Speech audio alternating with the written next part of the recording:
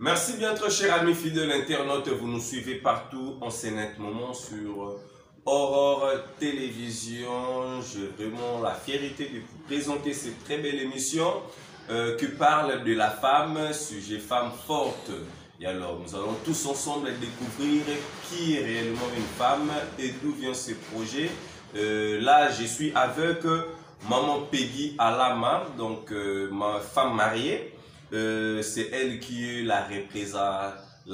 c'est elle qui va représenter cette initiative, cette ONG, fondation, je ne sais pas, Femmes Fortes. Là, je profite de cette occasion de dire un très grand merci à tous nos mamans qui nous suivent en ce net moment à travers le monde. Voilà, Maman Peggy Alama, bonjour. Bonjour Papa Biré. Voilà, bonne santé. Santé Zabia Angoulou Nzambe. Nzambe vraiment zobaté. Ma casse Nzambe vraiment zo conseiller toujours dans Moussala Naï. Voilà, nous sommes là sur Aurore Télévision. Je pense que c'est la deuxième fois. Il y a que tout Yambayo encore une émission pour parler de la femme. Ok, Papa Biré, c'est vraiment deuxième fois l'émission la Bissou. On est vraiment contente de passer les temps à temps l'émission aux femmes fortes. Et ça a vraiment quitté comme ma casse.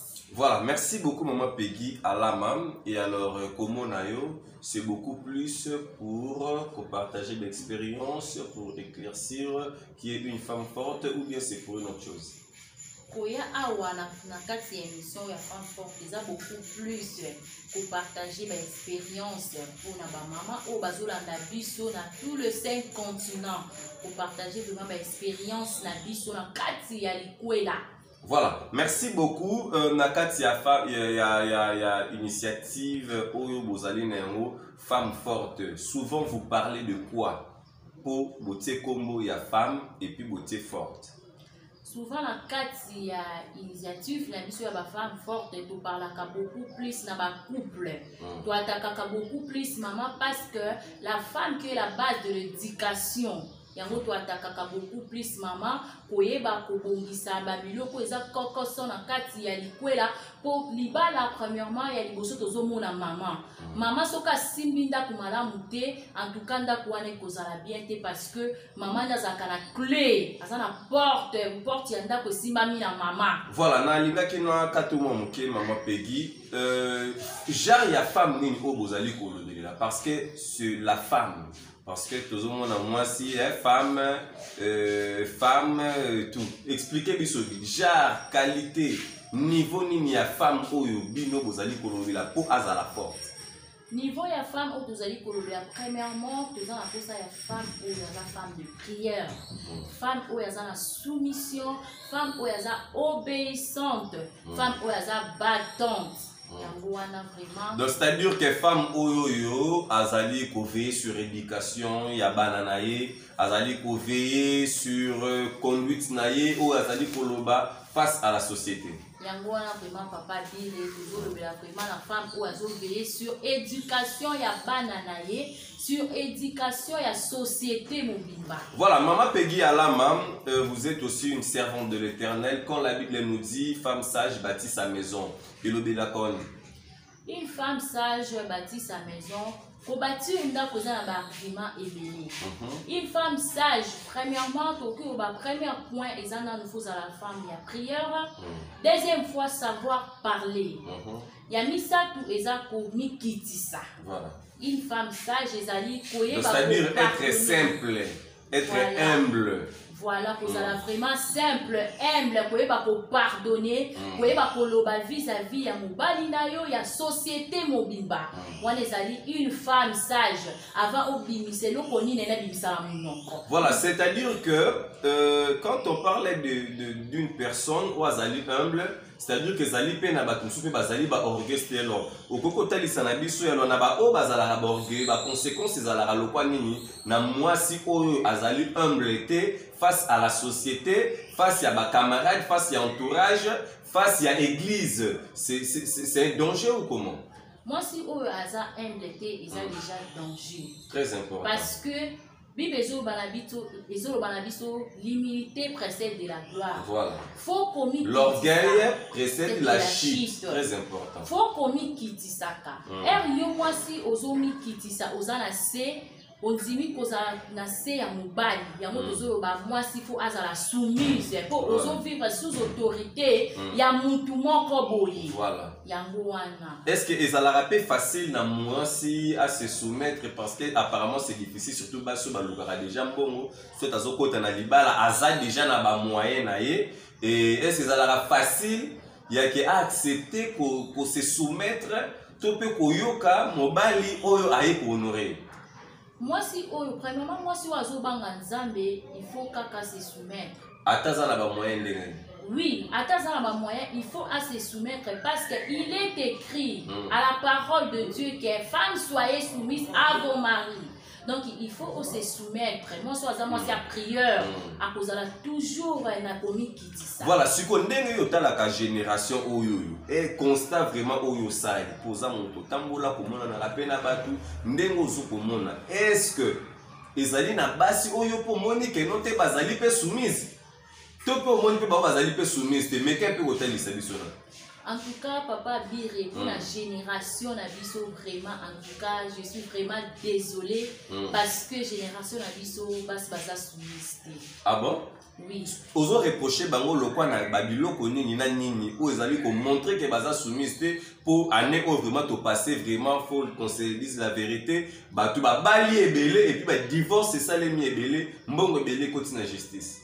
En tout cas, papa Biré, biso bana ya lelo, tokoma otie totie. Donc tozo bala déjà na kati ya mutu na biso toyebi déjà que mobali soka lobi I nga naza déjà na Z. Ozomona génération na biso vraiment toza soumise te. Ata soki mokete kotala non ya liboso premièrement yo moko ozomona divorce nezo salema. Divorce wana eza cause na ya soumission basi baza soumise te. Moi ça lingi te mobali akonza et tandis que na Bible balobi le mari est le chef de la femme. Alingi te mobali azala chef na parce que il est écrit mobali ndaza chef mais moi ça zo na kotikela mobali poste wana te. Le kwa bi ke pa sala kana banki moko songola simba kamisolo koleka mobali alingi kozala soumise te liboso ya chef na ye. Donc génération na biso nga ko ba vraiment naza peza beaucoup plus na ba regret parce que eza vraiment génération moko o ba maman na biso na ebité soki bazo mona to ba encadrer ya ba église soki bazo mona bazono musala o en main pour la jeune fille na biso ya lelo lokola ba biso nyonso parce que nazo mikota na kati ponga pe na sala kati ya génération oyo. Voilà, maman Peggy quelque part ba découvrir tout na ba question ozo attaquer mingi ba maman pourquoi ba papa ba pesio mbongo po yao po yana ba papa musupe na ndako pa azad ye moko papa zana no mal éduqué ye moko papa za pe na obéissance te pour ba soumission wana ba obéissance wana eza vice versa parce que moi si azali un mobali pas azali un bango tout baza égal 1 mais tant équilibre net ça ba éducation pour mobali pas cause la peine ba désobéissance moi ba manque aussi pour se soumettre pour moi c'est pas l'ingrédient se soumettre et pas naé nazo attaquer beaucoup plus maman parce que biso ne ba maman to me makazemi na biso ne to apporta kango pendant 9 mois biso to yeba ka ba mouvement ya ba nozo ka mwana ndazo sala yango nazo attaquer beaucoup plus ba maman parce que biso to za ba base d'éducation ba papa na biso bazawa na uniquement pour accompagner biso. Mais comme papa aussi ne sait pas que non il faut aussi pas se soumettre envers maman. C'est un danger aussi pour la société. Oui, bien sûr, mais la Bible est bandit dans la liboso lobi femme soyez soumise. Voilà l'Éphésiens 5. Mais eza la maman moko azota la biso lobi ye a se soumettre ebele obéissance pour te rolobela te mais problème ezalaka na mobali a éviter ba changer mo ya soumission na mo ya obéissance to ndenge pour wana nyonso déjà zalaka. Papa Biré, moi si nyonso oya se soumettre à liboso mobali na ye bité lobeza spirituellement. Eza ke mobali a déjà envoûté quelque part. Soumission leur Bible on ba femme soyez soumise et mari aimez vos femmes. Wana eza et commandement. C'est-à-dire ozomona ke ozosala nyonso papa azaka ko comprendre yote. Il faut otala. Peut-être ça déjà l'eau comment continue qui l'ilité. Il faut y laisser comprendre ça une femme forte. Il faut fumano miss no ya molimo oyeba pourquoi ils ont ça ma bonne. Voilà, merci beaucoup les soins attirés pour clôturer ces sujets. les soins attirés au copé ça na ba maman, ba papa, voire même pour bazota la biso bazali ba responsable parce que tu parlais sur la soumission et l'obéissance oyo wapi ezali nyonso te eza égal et pour les femmes et pour les hommes. Voilà, oko conseiller nini par rapport à ba papa na ba maman vis-à-vis à soumission na obéissance. Nga maman Peggy na peut conseiller ba maman boy. Pour ba maman bazala vraiment soumise malamu, il faut vraiment ba mona kana nuke mibali na bango bazo représenter ba deuxième parent na bango. Pour devoir oyo papa na maman bale ko salela yo yango na papa koma ko sala ngo de bobala na. Donc il faut ndo bandaki ko respecter ba boti na yo. Donc il faut se soumettre peu na mobali na yo parce que ya zo continuer de voir wana jusqu'à ce que okokufa. Conseil na ngeza ke ba maman tozala vraiment soumise. To banga ba papa parce que musala o basala ka ya kolongola biso na kati ya ba famille na biso ko mema biso na kati ya banda kuna bango kozwa responsabilité na biso eza vraiment jemukiete. Donc il faut na mutuana, il faut beaucoup plus se soumettre à capo na pas na ye, il faut petit kake na maboko ya nzambe po azo sala musala makasi. Voilà, bah te belé bah se poser ma question parce que bon les ça pour bayan na ba tumsus pas fan bataille et ngala ke fan ndanga libana parce que bon les ça là moment na zanda se sentir aimé na fan da kaka pour bazo les ça nga pour na nino ko répondre ba moi. Bato balobaka zo sentir que afanda ka balesa ke poza aimé en tout cas papa vivre na aucun moi vraiment. Donc ma question est allée belé maman Peggy répond rapidement. En tout cas ngai na koloba mobali il faut aimer moi c'est ce que vous a soumis papa ko aimer aimer tendengeni ba des femmes se uta kana biso moko moi si on faut fanda nanu o mitala o ba pourquoi mobali na ngazo aimer ngate o mitali yo moko pe makamu nini o na ndaku penza eza penza arranger te o ezotinda pe papa pour propriété pe tinda kam papa pa aimer moi sina azo moi c'est dans propre ya couper so bolingo mo ke mo sina za propre moi sina nga aza respect moi sina nga biko yamba ba belle famille elle bayaka ayambaka bango kitoko eza ba bilo musufu ko mitala pourquoi papa zolinga ko aimer yote zonga no simatala no ba défaut na yo ba vraiment mikepe. Voilà, c'est-à-dire que ce qu'on peut comprendre que femme forte ezali pe en même temps pour étouffer ce virus il y a ba deuxième femme libana. En tout cas ouais, papa dire. Ezali pour na kokata virus wana, c'est tout un virus. Ezali pour na kokata virus bien sûr. Mais yo moko nde maman comportement non que katisa mobali na virus et ma femme ya libanda. Voilà. Merci beaucoup. C'est quoi votre idéologie parce que batu ba otala balobi mais est-ce que maman Peggy na borna bango basali ya femme forte? Est-ce que ba un impact? Est-ce que ba na idéologie? So idéologie ezali idée générale na bino. Ezali nini? Pour na ba maman tout bazota la biso monde entier ou bazape na besoin ba s'adhérer na kati ya femme forte. Voilà. En tout cas idéologie na biso eza vraiment olia ko enseigner ba maman ndenge nini tokoki kofanda tozala vraiment heureuse na kati ya ba couple na biso. Kolakisa maman ndenge nini akoki ko aborder papa tant que papa aza na kanda okoki ko aborder ndenge nini papa aza monté yo okoki kozala ndenge nini. Donc eza vraiment c'est-à-dire que ba enseignement enseignement eza vraiment école otozo former vraiment ba maman koyeba ndenge nini ya kofanda na kati ya libala po ba maman na biso ba bombela biso makambo ebele mais biso bana lelo ba recherche na biso ndezo sala biso. Voilà. Donc c'est-à-dire que qu'on enseigner, qu'on apprendre comment protéger, comment éduquer, comment faire évoluer, comment s'épanouir pour te dire ma balle ebele oyo ba bandi bazala ba pauvre. C'est-à-dire que deux personnes vont faire des 100 mois, va pauvre. Mais au fil de l'eau, ensemble, se faire organiser et puis se produire, puis produire ma grande entreprise dans le monde. Donc c'est ça la femme forte. Dans la femme forte, ça peut beaucoup plus. Maman va soutenir ma vision à ma papa. Bible c'est lui qui trouve une femme, trouve le bonheur. Femme forte, c'est moi si on a petit papa na un bakomi na 10. Yango wana peut-être moi si ya makasi. Wa kokomi sa mobali na ya kozala na sima ba vision ya mobali na ye azo soutenir mobali na ye ba kende vraiment liboso, ba kende likolo pe miso nzambe ezala liboso na bango. Voilà, au quoi bisabiso moi rapidement, ba to otala ba zomi tuna. Papa mobali na okomone na. mobali na ngai komo na papa grave daki weteshi. Voilà, tant au lobby maramba soutien, question mon pays na moto, est-ce que papa pe azali pe ko soutenir yo na vision na idée aux ali na yango po na ko réveiller, ko encadrer, ko conseiller, ko enseigner ba maman to bazali ko tala biso monde entier. Papa bire voilà au moni siko place na zolo ba lisusu. Soki mobali na ngai azo appuyer ngai c'est parce que naza soumise. Voilà. Place nazo senga soumission à ba maman.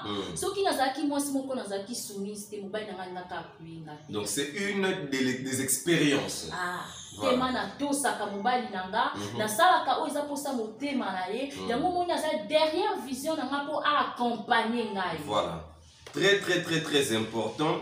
Et alors idée na bino ya femme forte ezaka pour les femmes congolaises ou des alliés pour toute l'Afrique, ou des alliés pour le monde entier. Parce que dans le monde, nous allons au moins dans 5 races péabat, ou bazota la biso pe monde entier. Est-ce que les japonaises, les indiennes, les italiennes, les brésiliennes, les européens, peuvent se faire intéresser dans le projet où il y a femme forte? En tout cas, merci pour la question, Papa Bire. L'idée n'a dit que les femmes fortes, elles ont beaucoup plus dans les femmes sur le monde entier. Mais minimum, les femmes africaines. Voilà. Parce que traduction, la biso africaine et cocagne américaine. Donc, biso les femmes africaines, toto sa kanibali. Mais ce que tali américain, parce la façon dont maman va couper la kanibala. Donc, beaucoup plus la biso les femmes africaines. Voilà, femmes africaines, les ont les femmes africaines. Pour tout cas, même na musiciens belé baemba femme africaine baemba femme africaine. Femme africaine na idée na yo ndenge la femme africaine azali nani? Pour ngai femme africaine aza mwasi oyo ali ko se respecter. Très important. Aza mwasi ali ko se respecter, aza mwasi oyo abimisaka ba parole na ye bimisa te aso bate nazo bimisa pa nani na misu ya banani. Aza mwasi oyo aza beaucoup plus na vie de prière. Aza mwasi oyo azo porter en plus na société. Aza mwasi oyo azo soutenir. Tesiko na ndenga kikala aza mwasi akendaka bilanga ake kolona après aya buki ake lesibana. Aza mwasi supportaka charge kimaka ba responsabilité na été. Nde to mona na bamboka so mona mama tiki asundoli bana ke. Mais femme forte, une femme africaine, azali mwasi a supportaka. Moi, papa nanga bisanga toujours aza loko l'éléphant. Nzoko lembara minu na été. Lors il y a divorce, il y a papa na maman na biso tika biso. Mais notre papa était toujours là avec nous. Il a accepté même de dormir avec nous à l'église pour en protéger toujours l'éducation yabanane. Donc c'est ça une femme africaine. Une femme africaine, papa bina akona lobaka soso atamulaka na bana ye, atamulaka na bango mulongo. Maman oya malamu akolinga kotamwa na bana ye po tobaka beaucoup plus que mobali bazana mitema na bango. Tobaka nde basi nde bazaka mitema minene. Maman o vraiment boti bana ye apporter bango penza 9 mois na libumu, a abandonné bana na ye. En tout cas na ebite maman na soka za maman ndengini. Na douleur oyo vraiment ya accouchement ndezalaka otika ba fruit oyo moko loni mutu mususu eko continuer chemin pour na ngala koloba femme africaine aza mwasi aza vraiment na motema munene. Voilà, donc maman na biso vous allez femme mariée.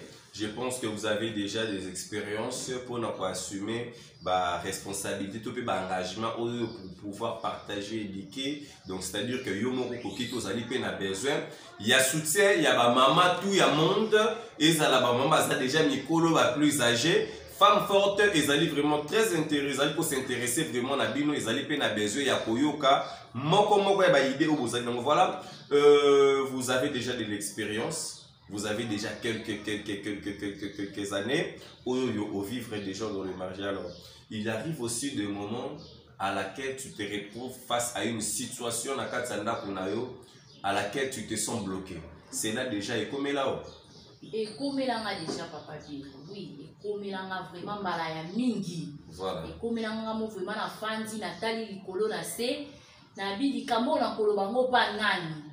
Mais lokola naza mwasi na boaki misu likolo na bi naza muntu ofuna solane makambo beaucoup plus ngala makambo comme ya papa bire na lukaka na oyo apesanga mobali nabi ke nzambe ndapesanga mobali wana na zonga kapa nzambe kotalisa ye papa tala mobali opesanga tala komi kosala boye tala sali boye na zonga kapa papa nde naokaka kimia na motema na nga po soki na bimisi makambo na nga libanda eza na bato bakotonga nga mais soki na kaboli yango na tata nzambe akopesa nga kimia parce que il est le restaurateur de cœur brisé. Voilà, mais ntango famille na baaprenaka ke non oza na problème même si obombeli bango réaction na bango ezalaka nini?